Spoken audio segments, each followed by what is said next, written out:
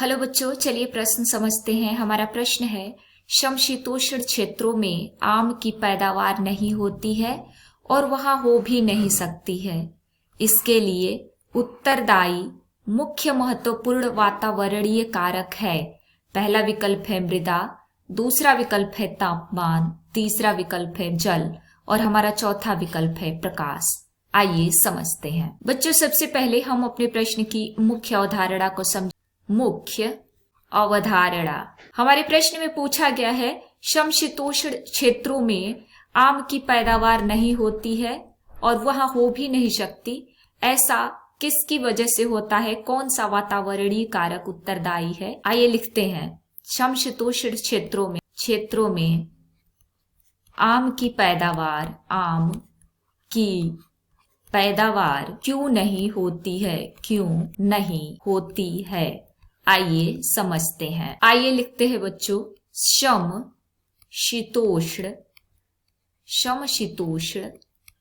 क्षेत्र किसे कहते हैं? समशीतोष्ण क्षेत्र ऐसा क्षेत्र जहां तापमान कम हो, उस क्षेत्र को तापमान कम होता हो। बच्चों, जो तापमान का प्रभाव है वो पौधों पर कहाँ पड़ता है? तो जो तापमान का प्रभाव है वह पौधों के एंजाइम तथा हार्मोन्स पर पड़ता है। पौधों के एंजाइम तथा हार्मोन पर किसका प्रभाव पड़ता है? तापमान का प्रभाव पड़ता है। यदि तापमान उचित नहीं मिलता है तो पौधों के एंजाइम तथा हार्मोन कार्य नहीं करते हैं और आम के पौधे के एंजाइम तथा हार्मोन कम तापमान पर कार्य नहीं कर पाते। आइए लिखें, आम के पौधे के एंजाइम तथा हार्मोन कम तापमान पर कार्य नहीं करते।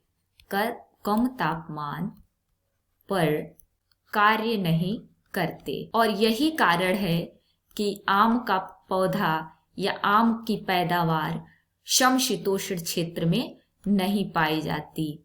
आम की पैदावार समशीतोष्ण क्षेत्र में नहीं पाई जाती है। समशीतोष्ण क्षेत्र में नहीं पाई जाती। तो हम अपने विकल्पों की तरफ अगर देखें तो हमारा विकल्प बी सही हो जाएगा।